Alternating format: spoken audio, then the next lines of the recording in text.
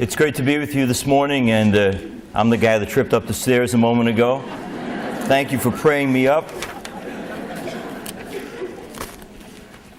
It's been my privilege to serve as a pastor for the past 10 years of a parish on Long Island, and I think that's why they asked me to give a practical talk about how do we bring this great message of divine mercy in the practical order to our parishes. And I'm going to try to do that this morning. It's also been my privilege to work for many years for the Bishops' Conference and for the Christophers as a spokesperson for the church through popular media. And I'm happy to say, and I ask for your prayers with this, that PBS, we wouldn't have thought of PBS as an instrument of God's goodness, but they've asked if we would put together a new show called Close Encounter, examining the faith, values, and morals of people in public life. And I'll be hosting that with a wonderful co-host, a woman, in the next year.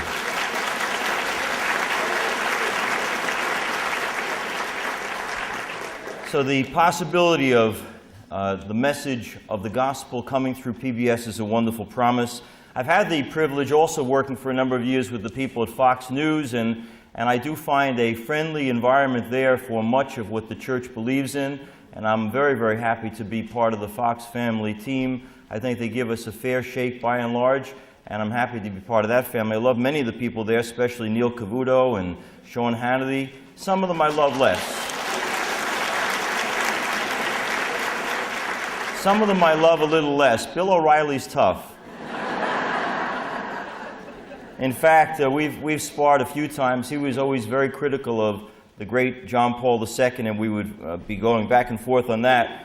Anyway, I've told him to his face many times, I don't know why you need to be such a nasty curmudgeon, you know? You're never going to get to heaven that way, Bill. And anyway, but he's a great lesson to me about how all of us should have custody of our tongues. I was a few years ago at Barnes & Noble signing copies of a book I had written, and I gave a speech first, and then I sat down and signed books, and one woman came up to me and she said, you know, you talked about your work at Fox News, but you didn't tell us, what do you think of Bill O'Reilly? Now, normally I would tell the truth and say I think he's a nasty curmudgeon, he's too tough on John Paul, he's irritating, he's arrogant, all the things I feel. For some reason, I must believe that it was the Spirit of God. Something got hold of me, and I said, well, he's bright, he's articulate, he's well prepared, he goes to church every Sunday, he's trying to raise a good family. I'd have to say, while we don't always agree, I deeply respect and admire Bill. And the woman's face lit up, and she smiled and said, I'm so happy to hear you say that. Billy's my son.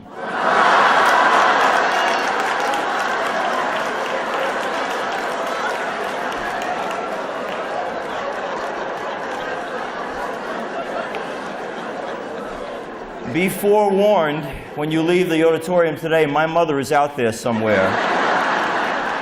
Say good things. Lisante, for those of you who don't know, is Italian, and I think there's a couple of people here who are Italian-American. Who is that? But I'd be less than honest if I didn't confess that my full name is James Patrick Lisante. Any Irish-Americans here? I always say when you're Irish and Italian, you have the best of both worlds, you know? Half of you sins, the other half feels guilty about it.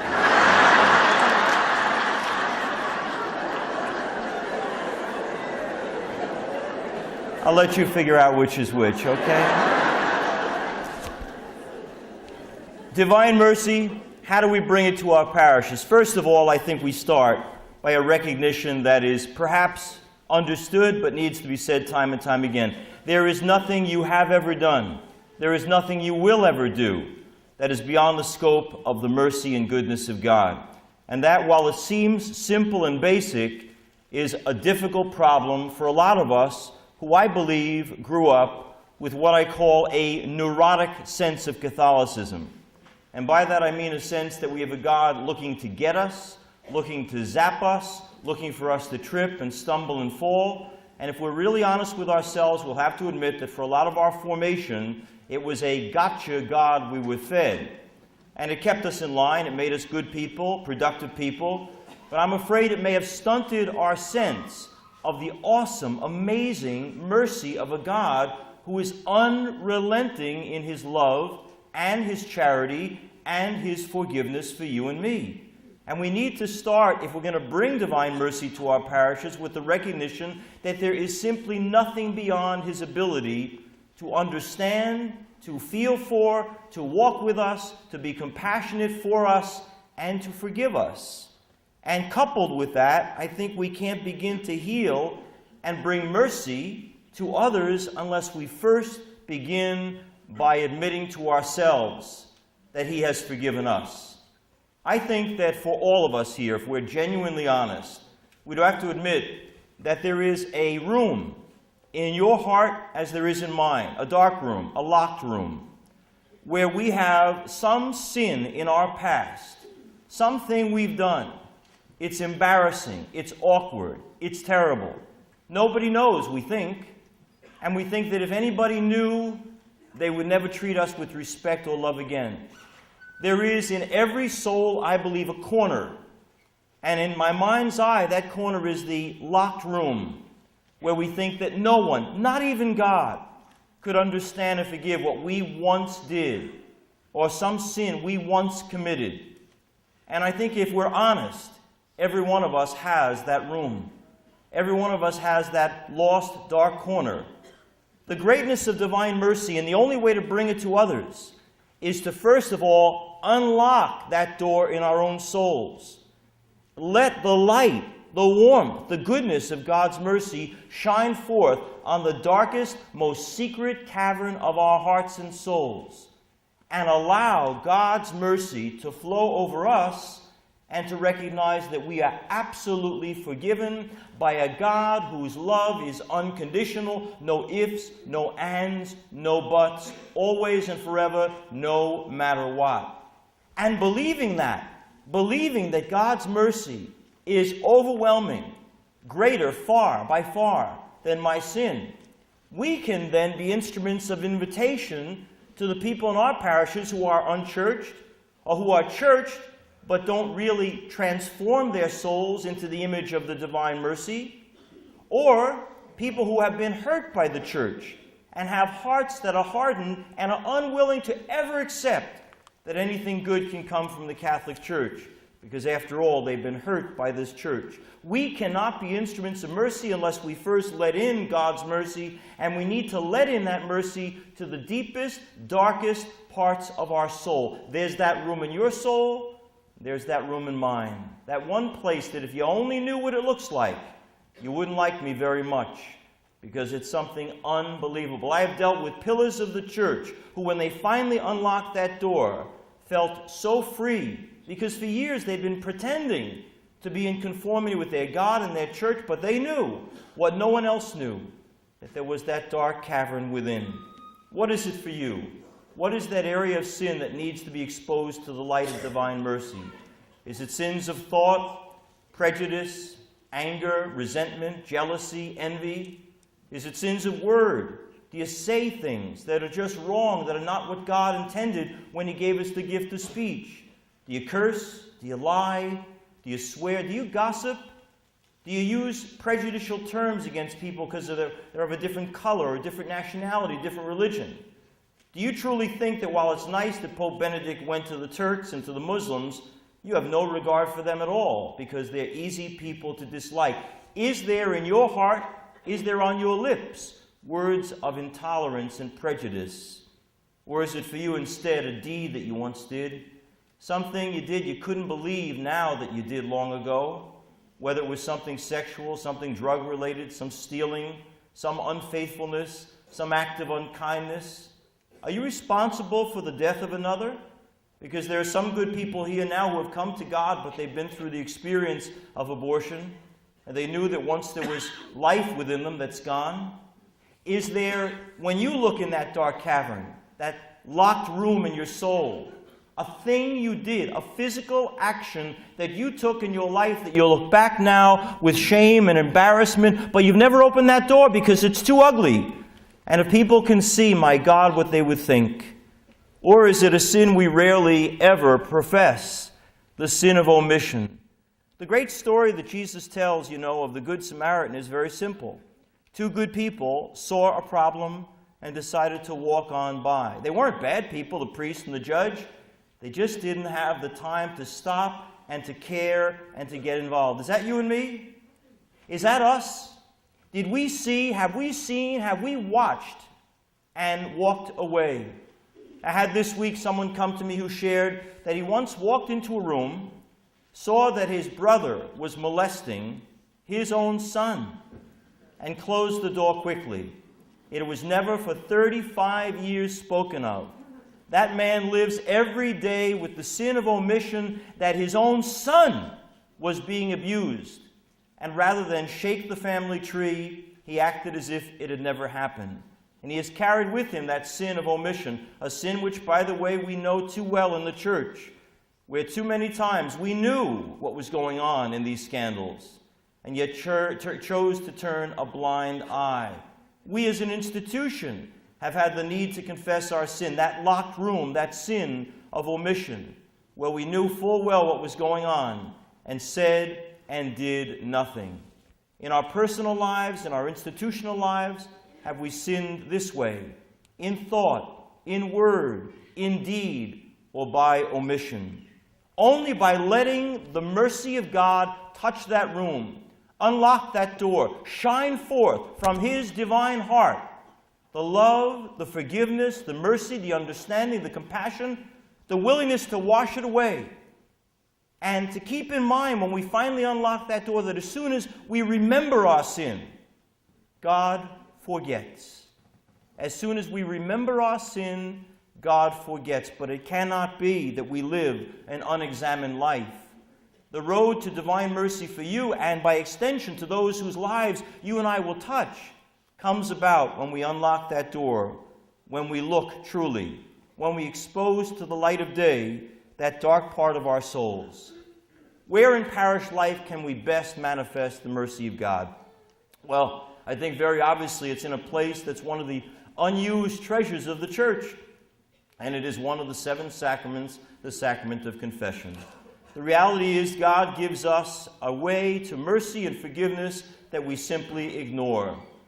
The guesstimate is that about 70% of baptized Catholics never, after confirmation, go near the sacrament of penance or reconciliation or confession.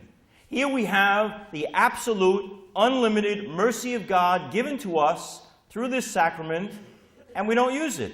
Instead, for so many priests, they sit on Saturday afternoons in the confessional and wait, and wait, and wait for someone to come in. Why is that? Why is this great opportunity to receive the mercy of God ignored? Well, I think if we're honest, all of us, we'd have to admit that for a lot of us, it's simply that we're afraid. We're afraid to have to articulate to another human being the reality. Bless me, Father, because I am a sinner. We use all these excuses and equivocations. I've heard it, you've heard it. Well, I don't need to talk to a man.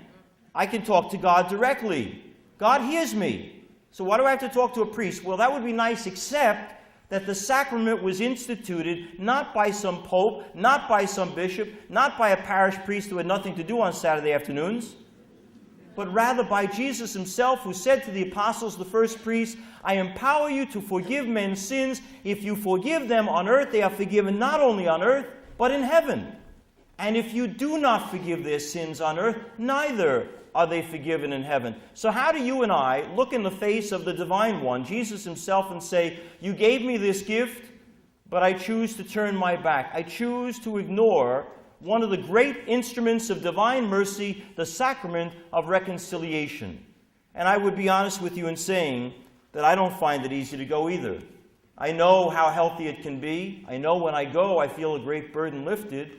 I know what the Protestant psychoanalyst Erik Erikson said years ago in one of his writings. He wrote, the Catholic Church is about 500 years ahead of most other Christian denominations in giving its members the necessary opportunity to articulate guilt, and so to be free of that guilt. Erik Erikson, Protestant psychoanalyst, saw what many of us refuse to see, that the divine mercy comes to us powerfully through this sacrament that we choose to ignore. You know what I do? I'll confess to you how I confess. I go into the church right next to Penn Station.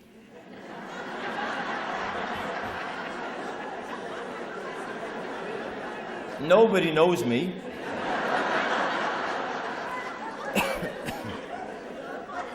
I have found a wonderful priest there who speaks no English.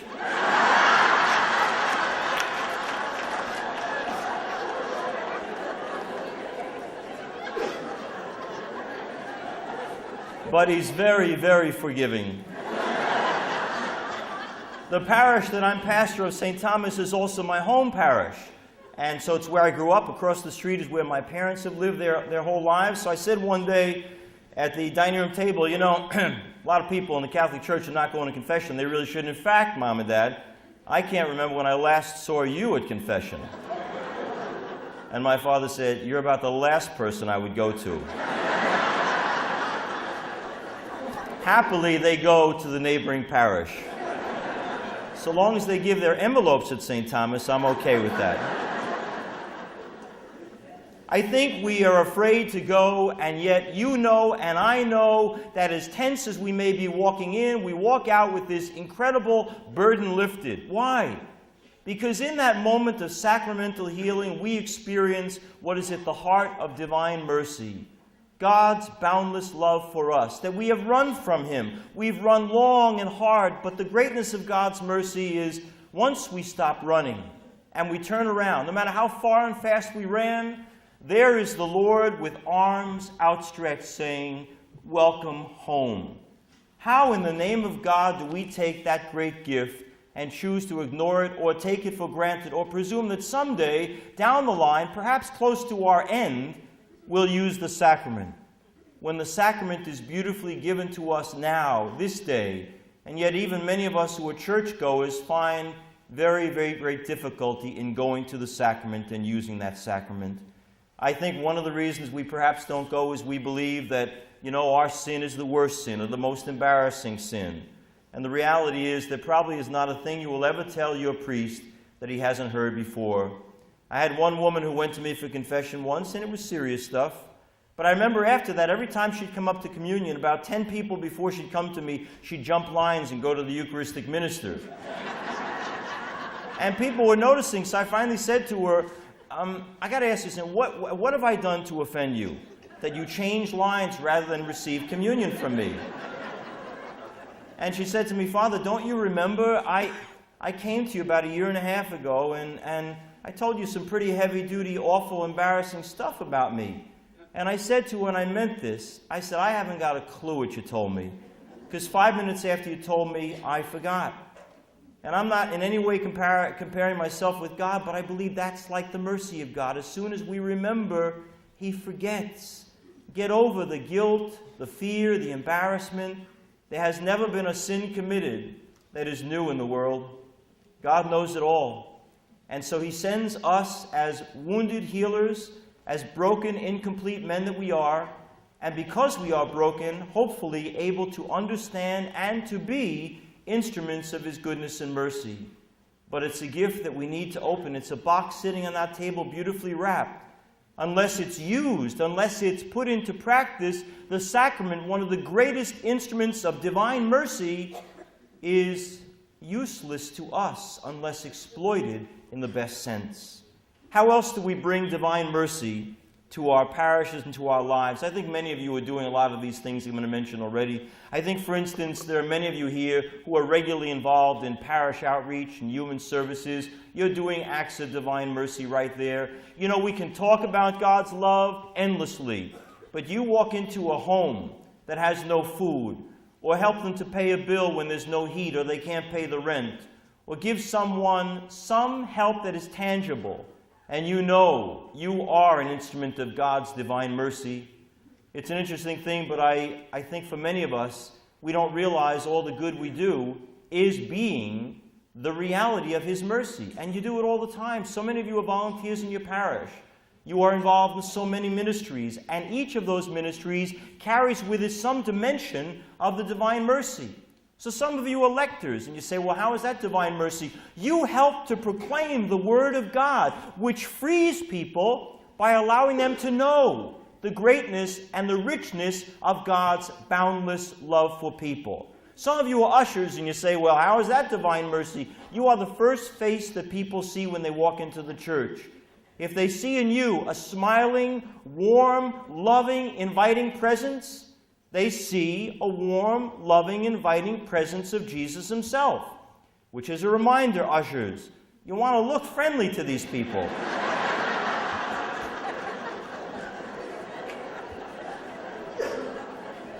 I have one guy, when I walk in, he barks at me, "You're late."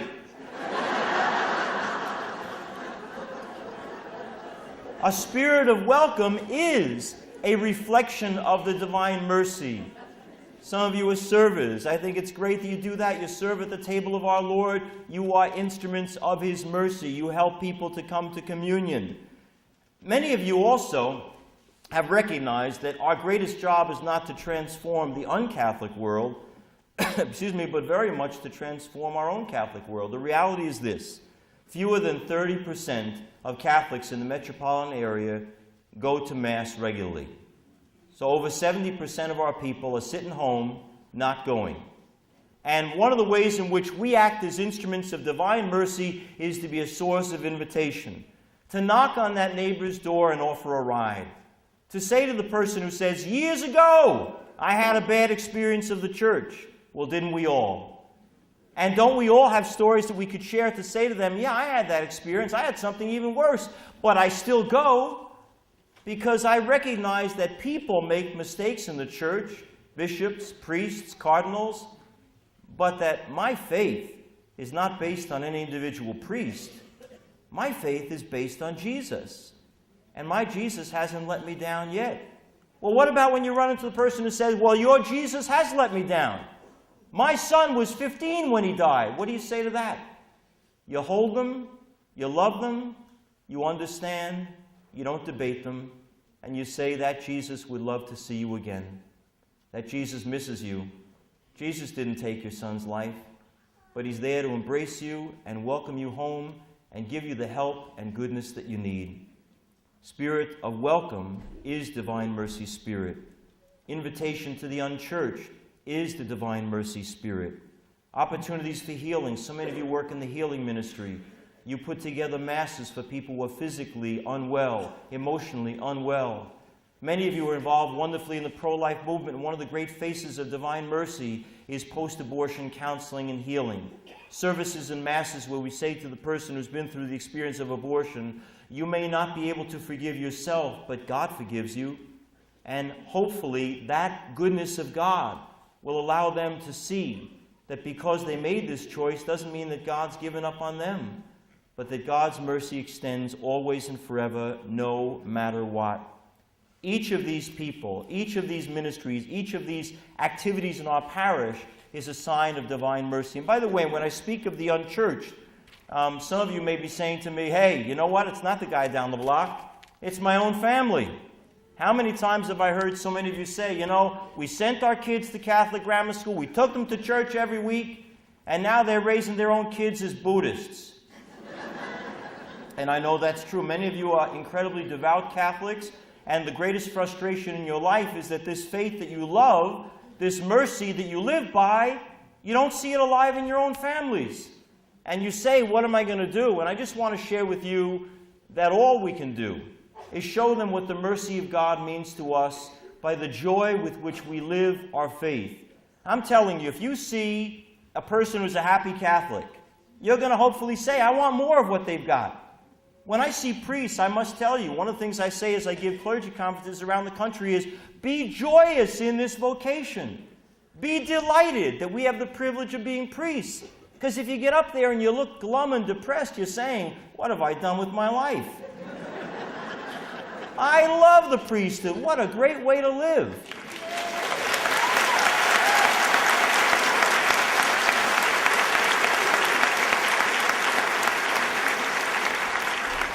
And hopefully the message will be then touching people's lives and allowing even our family members to say, "Let me see what makes them so joyful. Let me see what gives their life meaning." And I got to tell you, it happens in all of our families, including my own. I'll confess to you that I have two sisters. I have a younger sister who is devout and goes to church every week, raises her family in a wonderfully Catholic way. Patty's great. She's terrific. But I have an older sister, Joan. She's a lawyer. Problem number one.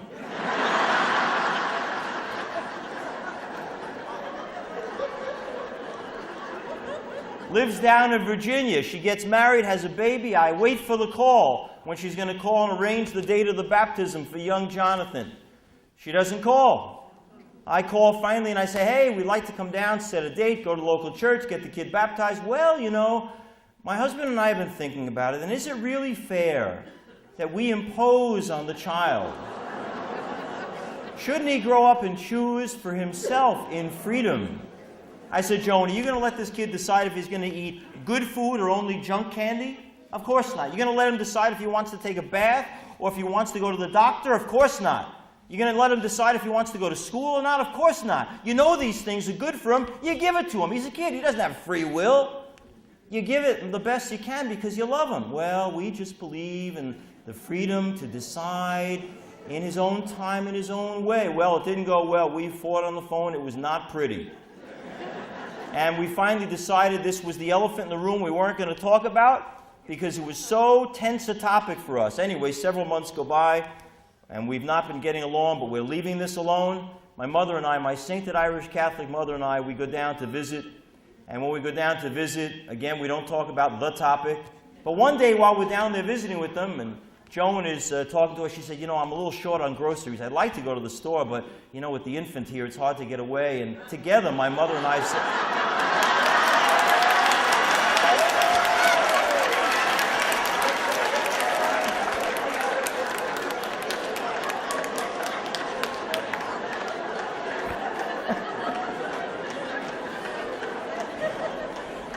As one voice, my mother and I said, no, go.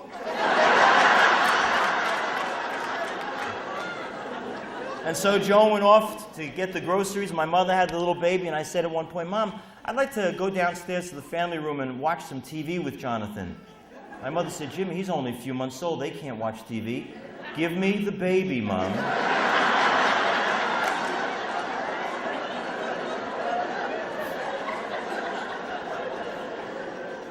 She gave me the child, and I confess to you, I went downstairs to the family room, and I did, in fact, pour the water.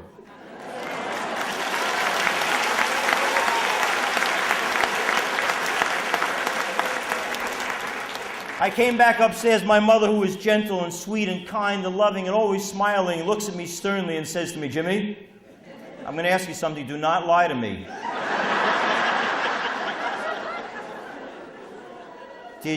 Did you baptize that baby? I said, Mom, I can't lie to you. I did. She said, that's good. I wasn't sure if mine took.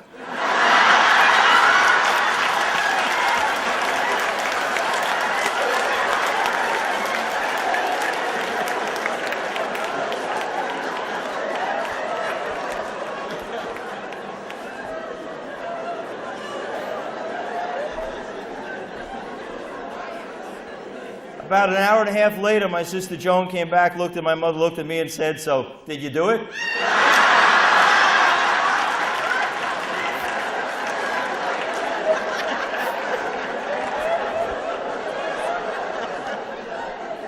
So if you've got problems in your family, we've got problems in ours too.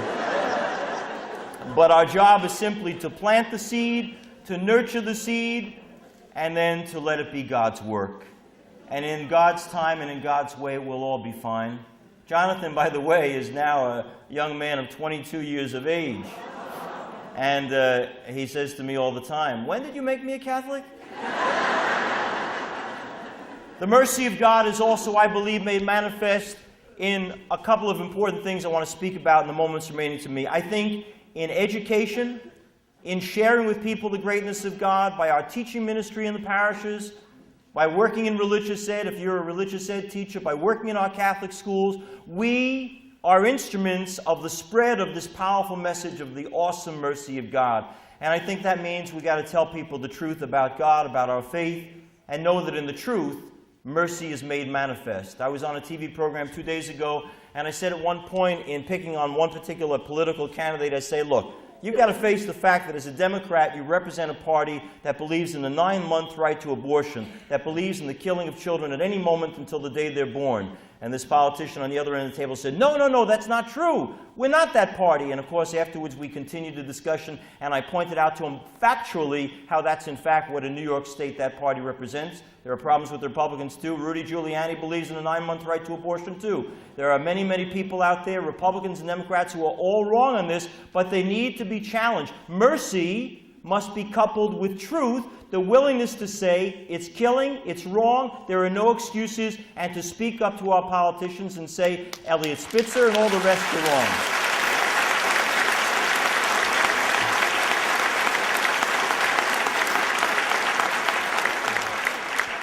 Barack Obama, Hillary Clinton, Rudy Giuliani, all attractive candidates, all stand with the stance of a murderous policy against the unborn child. All must be opposed with everything in us. All must be treated as the enemy unless they decide to see the light of truth.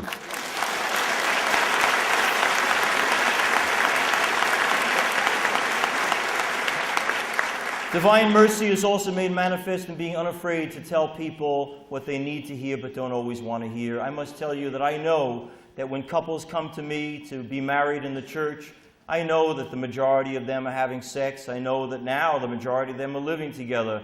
And I think it's our job as priests and as believers to show mercy, but to show mercy with truth.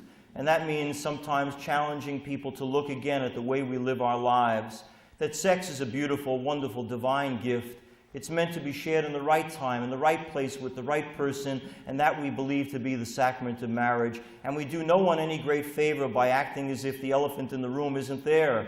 I must tell you what I do in my pastoral practice, knowing as I do that most people coming to me to be married, and I'm a popular marrier because I speak English, but they come and they want you to do their wedding. And I see this couple sitting in my office and they're holding hands and they're la-la in love and they're so gaga in love, so I wait till about 45 minutes into the interview and they think I'm a nice guy.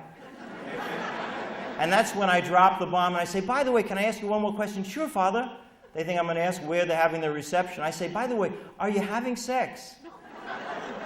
And if you want to kill conversation, that's the way to do it. And they look at each other nervously like, do we tell this guy the truth, you know? That's when I generally jump in and say, by the way, if you lie to a priest, you go right to hell. So they confess to me, yeah, we are having sex. And I'll tell you what I say. Look, you're getting married a year from now. And I would love it if on the wedding day, it could really be the beginning of something new and wonderful. But if really all it is continuation of what you've already been doing, that you're doing everything married people do already, don't make me part of that, because I don't want to be part of that. If you want to be married in the church,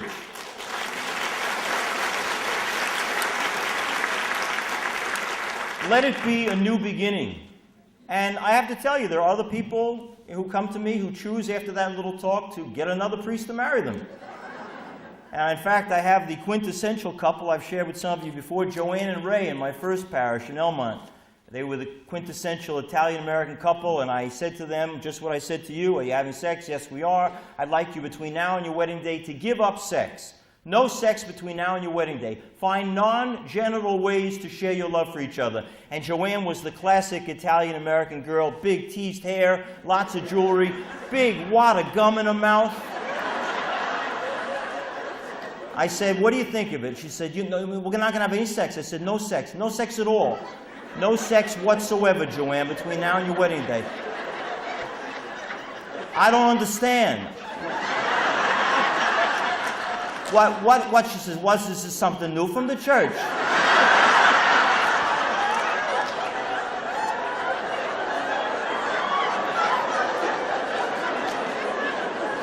I said, it's at least 2,000 years that I know of, Joanne. But she was so intrigued, she thought she'd give it a try. She said, yeah, okay, I'll try, you know. Now, Ray was like a young Sylvester Stallone. A lot of time in the gym, you know? And I said, Ray, what do you think of my idea? No sex between now and your wedding day for the gym. I think it's a stupid idea.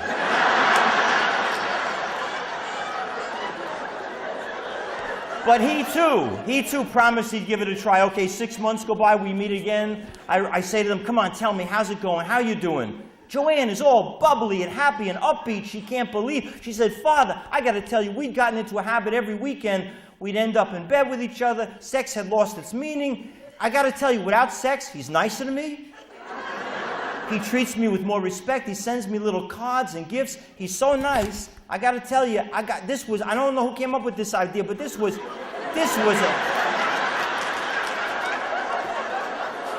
a great idea. I'm so glad you thought of this.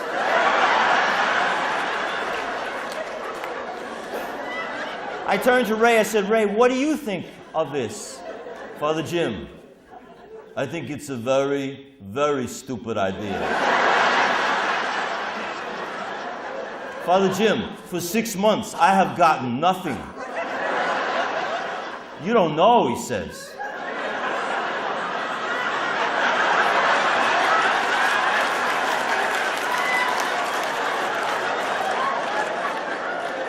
I don't know. I said, Ray, 6 months seems like a holiday to me.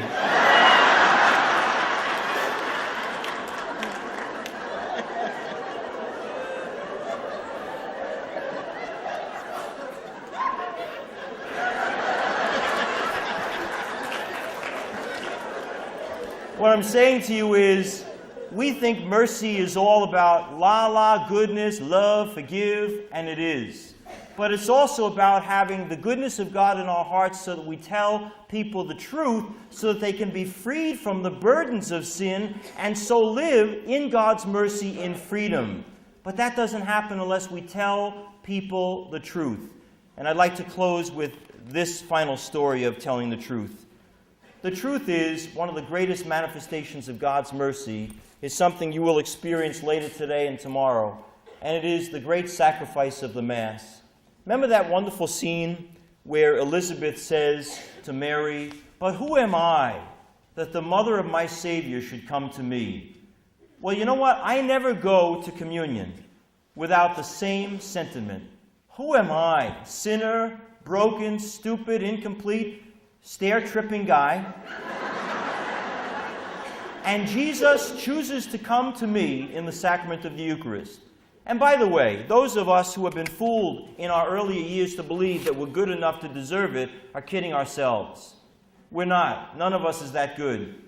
And neither were the apostles. Every one of them, sinner, denier, coward that they were invited to the Last Supper, to the first Eucharist. Even Judas is invited to the meal. Because Jesus knows we don't deserve it, but boy, we need it. And in His mercy, He gives us His body and blood, the greatest manifestation of divine mercy. When you and I go up and say, "Amen, I believe in a God who forgives me always and forever, no matter what."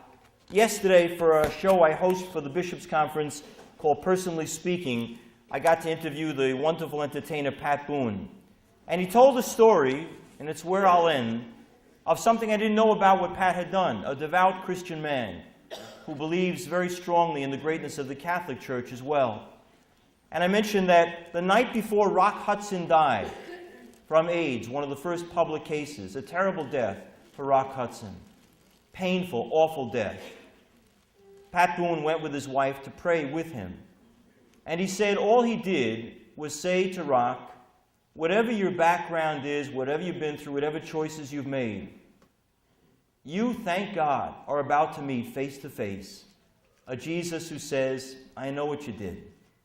I don't happen to like it, but I'm able to separate out what we do from who you are. And you are my child. You are my brother. No matter what you do, Rock, you can't stop me from loving you." And Pat said to Rock, "Isn't it great to know that there is a Jesus so full of mercy that He can forgive it all?" And he said, "Father Jim, I saw in this man's body and in his face a transformation. I saw all the fear and the anxiety leave him to know that he was going into the arms of a God who can and does forgive all, love all, and who shares with all a mercy that is boundless." Pat Boone experienced with Rock Hudson the mercy of God made real. In your parish and in mine, may we be today and forevermore instruments of His mercy, His truth, and the joy of belonging to the heart of an unconditionally loving God